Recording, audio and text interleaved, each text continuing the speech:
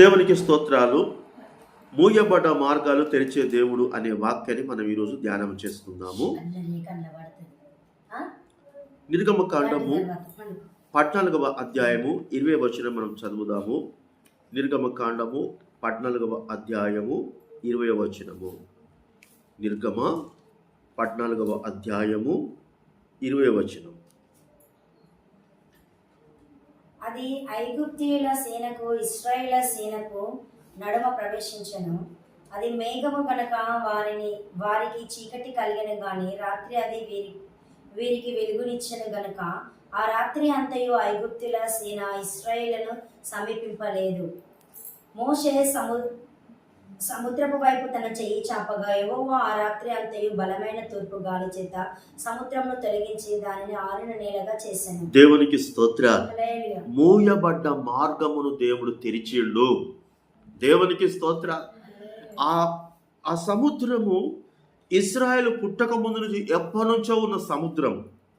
ఇక్కడ ఇశ్రాయేలు ప్రజలు చేసిన ఒక మంచి పని ఏంటిది? పదవచనంలో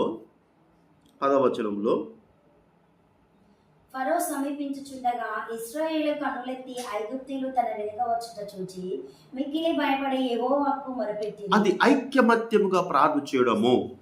అంటే సమస్య అనేది అందరిది. మనం కొన్ని సందర్భాలలో ఒక వ్యక్తికి ఏమనైతే వాళ్ళకేంది కదా మనకేంది అనుకుంటాం, కానీ అట్లా కాదు. ఇప్పుడు మన సహవాసం ఎట్లుంటుందంటే మీకేమనైతే అది అయ్యో పాప అది నా సమస్య అని నేను అనుకుంటా. Praise the Lord. అట్లా దేవుడు కూడా మరి ఆ ఇశ్రాయేలు కూడా ఏం చేస్తున్నారట?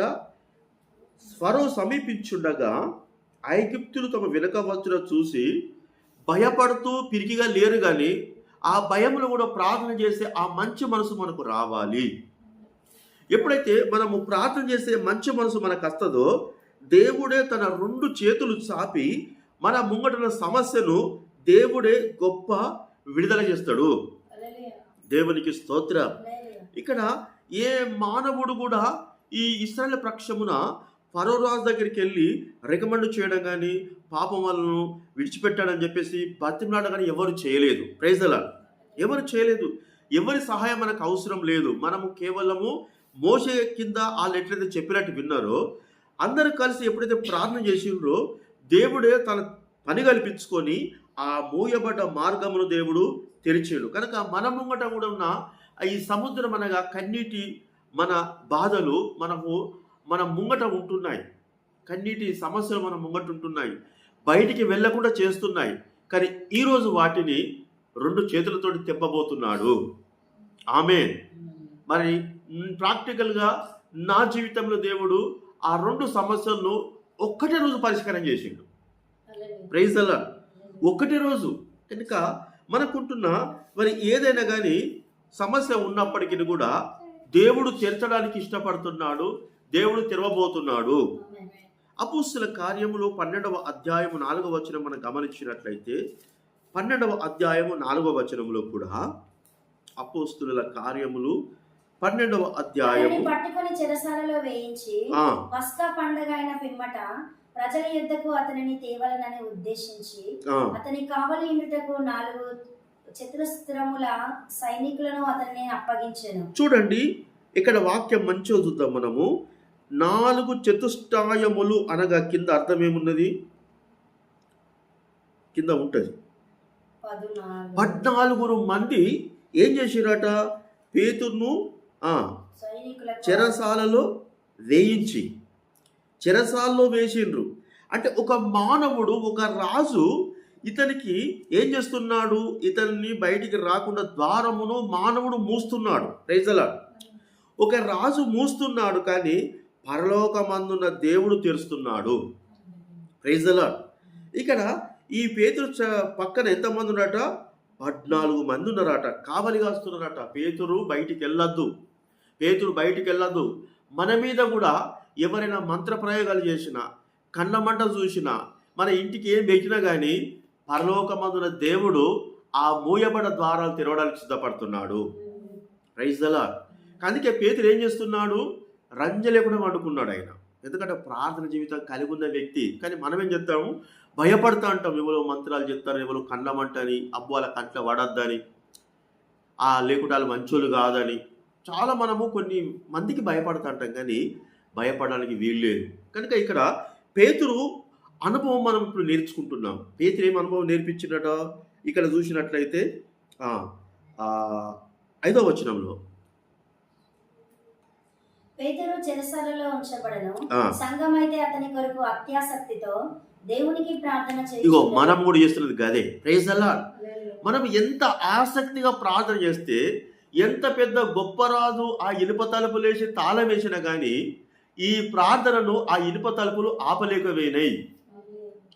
అతని చేతులకున్న సంఖ్యలను ఆపలేకపోయినాయి. Praise the Lord. మనం అనుకుంటాం నేను వేస్ట్ వ్యక్తిని, నాతో ఏం కాదు, నేను బలహీన వ్యక్తులు, నువ్వు బలహీనమైన వ్యక్తి నువ్వు అనుకుంటున్నావు. కానీ నీ నాలుక నీ ప్రార్థన దేవుడు గొప్పగా నిన్ను ఆ విధంగా సిద్ధపరిచిండు. Praise the Lord. ఎంత వేస్ట్ వ్యక్తి కానీ ప్రార్థన చేస్తే దేవుడు అద్భుతమైన కార్యం జరిగిస్తాడు. దేవునికి స్తోత్ర. కనుక ఇక్కడ చూసినట్లయితే మనము 7వ వచనం కూడా చూద్దాము. ఇదిగో ప్రభు దూత అతని దగ్గర నిలిచెను, ఆ, అతడుండిన గదిలో వెలుగు ప్రకాశించెను. ఆ, దూత పేతురు ప్రక్కను తట్టి త్వరగా లెమ్మని చెప్పి ఆ. అతను లేపగా సంఖ్యలు అతని చేతుల నుండి ఓడిపోయాడు. మానవుడు వేసిన సంఖ్యలను దేవుడు తెంపిండు.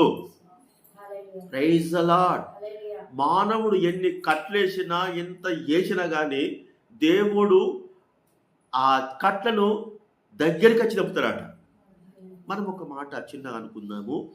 మనం ఇక్కడ ఊర్లో కానీ ఎక్కడైనా కానీ ఇద్దరు కొట్లాడుకుంటే ఏం చేస్తారంటే పోలీస్ స్టేషన్కి వెళ్ళి చెప్పాలి, వాళ్ళ కోసం ఎదురు చూడాలి. కానీ ఇక్కడ దేవుడే మనం కూర్చున్న కాడికి వస్తున్న దేవుడు ఈ లోకంలో ఇలాంటిది ఇలాంటి అసలు ఎక్కడ లేదు ఇలాంటి situation. Praise the Lord. Hallelujah. ఏదన్నా కావాలంటే మనం అక్కడికి పోవాలి. కానీ మన దేవుడు మాత్రము నువ్వు ఆ చీకట్లో ఉండకూడదు, నువ్వు ఆ సంఖ్యలతో బంధించబడి ఉండకూడదని దేవుడే తన దూతను పంపించి మానవుడు పెట్టిన ఆ సంఖ్యలను ఒక తాళం చేయలేకుండా ఒక రికమెండేషన్ లేకుండా దేవుడు తెప్పి బయటకు తీసుకొచ్చి మనం ఎప్పుడు చీకట్లో ఉండము, మనం ఎప్పుడు ఆ చీకటి అనే దరిద్రంలో సనేసరంలో ఉండము. మనము చేసే ఆసక్తి ప్రార్థన అందులోకెళ్ళి బయటికి తీసుకొస్తాయి. దేవునికి స్తోత్రం. Praise the Lord. నేను అంతకుముందు గట్టిన అనుకునేది ఇన్ని సమస్యలు ఇంత బాధలు ఎట్లా అసలు అని చెప్పేసి అనుకునేది. కానీ మాకిచ్చిన ఆ మంచి ఆయుధం ఏంటంటే ఈ 11 నుంచి 12 వరకు ప్రార్థన. Praise the Lord. నేను ఎంత మానసికంగా బాధపడ్డా ఎంత ఒత్తిడికైనా వాళ్ళు వచ్చినప్పుడు మళ్ళీ ఒక ధైర్యం వచ్చేది. అంకుల్ కూడా ఆయన మంచి ప్రార్థన పరుడు, మా కోసం ఆయన చేయడము, ఆయన కోసం నేను చేయడంతో ఆయన కూడా వాళ్ళంటే ప్రార్థన పెట్టించుకున్నాడు. వాళ్ళ కుమారుడు ఆయన చెప్పినట్టు వినకపోవడము, కొన్ని కేసులలో కూడా ఆయన ఉన్నప్పుడు ఎప్పుడైతే ఇంట్లో ప్రార్థన పెట్టించుకున్నాడో అలా కొడుకున్న వాక్యం విన్నాక ఆయన మారు మనసు పొందిన కేసు కొట్టుపోయింది. Praise the Lord. ఇప్పుడు అలా భార్య కూడా అంటది నిజమేనే, అంటే ఆమె దేవుని నమ్ముకోలే, ఈయన ఒక్కడే ఇష్టం ఆయనకు, దేవుడు అంటే ఆమెకు ఇష్టం లేదు. కానీ ఇప్పుడు ఏమైనా అయితే మొన్న నాతో ప్రేరేపించుకున్నది, నాకు కొద్దిగా అలకం ఉంటుంది ఆయన ఎప్పుడు ఆట, ఆయన కూడా ప్రేర్ చేయించుకున్నాడట. Praise the Lord. అంటే ప్రార్థన అనేది ఎప్పుడైతే మనము ముందడి చేస్తామో ఈ మానవుడు ఈ యొక్క మన ముంగట సమస్యలను దేవుడే తన 2 చేతులతో తెంపడేస్తాడు. Praise the lord. ఇక అపోస్తులు 16వ అధ్యాయం 24వ వచనంలో కూడా చూసినట్లయితే 16వ అధ్యాయము 24వ వచనము. అతడు అట్టి ఆజ్ఞను పొంది వారిని లోపలి చెరసాలలో త్రోసి వారి కాళ్లకు బెండ వేసి బిగించెను. అయితే మధ్యరాత్రి వేళ పౌలు సీలయు దేవునికి ప్రార్థించుచు కీర్తనలు పాడుచుండేది, ఖైదీలు వినుచుండేది. అప్పుడు అకస్మాత్తుగా మహాభూకంపము కలిగెను, చెరసాల పునాదులు అదిరెను, వెంటనే తలుపులన్నీ తెరచుకొనెను. దేవునికి స్తోత్రం. మానవుడు మూసి పెద్ద పెద్ద తాళాలేసిన దానిని దేవుడు తెరిచాడు. మన ముంగట మూయబడ్డాయి మీరు అనుకుంటారు, కానీ దేవుడు తెరిచినప్పుడు అద్భుతంగా ఉంటాయి. అది ఎంత మనకు శత్రువులు మోస్తున్నారో అంత దేవుడు ఆళ్ళ ముంగట తెరవడానికి ఇష్టపడుతున్నాడు. ఇక్కడ చెరసాల అధిపతి కన్నరెడ్డో చూస్తున్నాడు 20వ వచనంలో. అంతలో చెరసాల నాయకుడు మేలుకొని చెరసాల తలుపులన్నీ తెరిచి చూడుట దేవునికి స్తోత్రాలు. అంటే మనల్ని ఏ విధంగా చిన్న చూపు చూసి చిన్న చేసి కిందికి దొక్కాలి మనం వేస్ట్ అనుకుంటారో వాళ్ళ ముంగట దేవుడు కార్యం జరిగిస్తాడు. వాళ్ళే చూస్తారు ఒకరోజు, వాళ్ళే ఒకరోజు మన కొరకు సాక్ష్యం ఇస్తారు. దేవునికి స్తోత్రం. హల్లెలూయా. కనుక మరి మూయబడ్డ తలుపులు తెరిచే దేవుడు మన దేవుడు. దేవునికి స్తోత్రాలు. మనలో ఏ మానవుడు ఆ యొక్క ఐగుప్తుల ముంగట ఆ యొక్క మరి ఎర్ర సముద్రం మనకుంటున్న కన్నీటి ఆ యొక్క సముద్రముకు కన్నీటి ఆ సమస్య దానికి సాదృశ్యంగా ఉంటుంది. మన కన్నీరు మన ముంగటుండి మనం ముందుకు ఓనిస్తలేదు కావచ్చు, కానీ అన్నకెళ్ళి దేవుడు నడిపేందుకు ఇష్టపడుతున్నాడు. ఒక మానవుడు చుట్టాలే కానీ బంధువులు కానీ మనల్ని కిందికి దొక్కాలి, అణగదొక్కాలి, బయటికి రావద్దు, చీకటిలో కోరుతుండు కావచ్చు, వాళ్ళ ముంగట్లే దేవుడు మనం బయటికి తీసుకొస్తాడు. దేవునికి స్తోత్రాలు. యెహోషువ 6:1 మనం చూసినట్లయితే యెహోషువ గ్రంథము 6వ అధ్యాయం 1వ వచనము.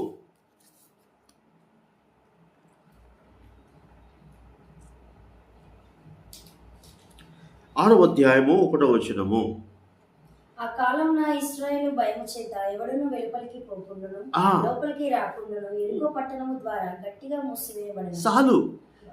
ఇశ్రాయేల్ అంటే ఎవరు? దేవుని బిడ్డలే. ఇప్పుడు కష్టాలు వీళ్ళకి వస్తాయి, దేవునికి బిడ్డలకి వస్తాయి. మనం ఏదో భక్తిగా మంచి ఎత్తంటే మనకి వస్తాయి, కానీ ఈ తిరుటు తాగుటు తర్వాత ఎంజాయ్ చేసేటోళ్ళకి ఎవరికి రావు సమస్యలు. ఎందుకంటే వాడు సాతాను చేతులు ఉన్నాడు కనుక. ప్రైజ్ అలా. ఎందుకంటే వాడు చచ్చిపోతే ఎక్కడికి వెళ్తాడు? సరాసరి నరకంలో కాలబెట్టేందుకే వానికి ఏ సమస్యలు కూడా సాతాను చూస్తుంది. కానీ మనం ఎట్టుంటాము? నీతిగా యథార్థంగా నమ్మకంగా ఉన్నాం కనుక మన నీతి మనల్ని కాపాడుతుంది. దేవునికి స్తోత్రాలు. కనుక ఇక్కడ చూసినట్లయితే ఏం జరిగిందంటే ఇక్కడ కూడా రాజు ఏం చేస్తుందంటే లోపటి వాళ్ళు బయటికి వెళ్లకుండా బయటి వాళ్ళు లోపలికి రాకుండా ఏం చేసిండట? ఎరుకో గోడలను కట్టిండాట. అక్కడ వాక్యం ఎంత స్పష్టంగా మళ్ళీ చదువు ఒకసారి. ఆ కాలంలో ఇశ్రాయేలు భయము చేత ఎవడను లోపలికి పోకుండాను, లోపలికి రాకుండాను, ఎరుకో పట్టణ ద్వారము గట్టిగా మూసివేయబడెను. ఎవడు? రాజు మూసివేసిండు. ఈ ఇంట్లోకి వెళ్ళి బయటికి రావద్దు అంటే మీరు జీవితం ఇంతే, ఇడు బాగుపడద్దు, ఇడు మంచి బట్టలు వేసుకోవద్దు, ఇడు అందంగా కనబడద్దు, ఈడంటూ ఇల్లు కట్టుకోవద్దు, ఈడంటూ ఇక ఏమీ ఆనందంగా ఉండద్దు, ఎప్పుడు చూసినా ఒకళ్ళ కింద అన్నట్టే ఉండాలని రాజుగారు చూసిండు. కానీ ఇక్కడ ఏం జరిగింది? 20వ వచనం. యాజకులు బూర ఊదగా ప్రజలు కేకలు వేసిరి. ఆ బూర ధ్వని వినినప్పుడు ప్రజలు ఆర్భాటంగా కేకలు వేయగా ప్రాకారం కూలెను. దేవునికి స్తోత్ర. ప్రాకారంను కూలగొట్టింది ఎవరు? అది దేవునికి స్తోత్ర. కనుక యాజకులు అంటే పాస్టర్స్, ప్రజలంటే విశ్వాసులు. యాజకులు అంటే పాస్టర్స్ తోటి ఎప్పుడైతే మనం ప్రార్థనలో ఉంటామో అప్పుడు దేవుడు అద్భుత కార్యం ఒక్కటే రోజులో పరిష్కారం చేస్తాడు. మోయబడ్డ మార్గాలు తెరిచే దేవుడు మన దేవుడు. మొన్న ఇదే ప్రార్థన చేస్తున్నప్పుడు ఈ వాక్యం అనేది సిద్ధపడ్డది కాదు, కానీ ఆ బెల్ట్ ఈ ఎలక్ట్రీషియన్ పని అవుతున్నప్పుడు ఈ వాక్యం వస్తుంది. అనుకున్నావు కదా నువ్వు, నేను అనుకున్నాను ఎందుకు మాకు ఇన్ని బాధలు, ఇంత కష్టము, ఎవరు కూడా నమ్మకం దొరుకుతారు అనుకున్నప్పుడు దేవుడు ఏదో మాట్లాడతాడు, నీ మూయబడ్డ మార్గాలు తెరుస్తున్నానని. దేవునికి స్తోత్రాలు. కనుక మూయబడ్డ మార్గాలు తెరిచే దేవుడు మన దేవుడు. మనకు చాలామంది కూడా ఎదుగుతున్నప్పుడు కానీ మనము కొద్దిగా ఆయనమైన బట్టలు వేసుకున్నప్పుడు కానీ ఒక్కొక్కరైతే మమ్మల్ని అంటారు, బాగా చికెన్ తింటారు, మీకేంది అంటారు, బాగా బిర్యానీ తింటారు అంటారు. అసలు మేమే తింటలేము బిర్యానీ చికెన్. ప్రైజ్ అలా కండ్లమంట, మీకేంది తక్కువ అని. ఒకరోజు ఒక వ్యక్తి అన్నాడు, నీకేందాయా మస్తు పైసలు అన్నాడు. నాకు పైసలు నువ్వు ఎక్కడ నిలబడి చూసినా నేను అన్నాడు. ప్రైజ్ అలా. కానీ మా పైసలు అంటే మా ప్రార్థన దేవుడు ఇస్తాడు. ఈ కొద్ది మాటల ప్రమాణం వెనుకలో దీవించునుగాక. ప్రార్థన చేసుకుందాం.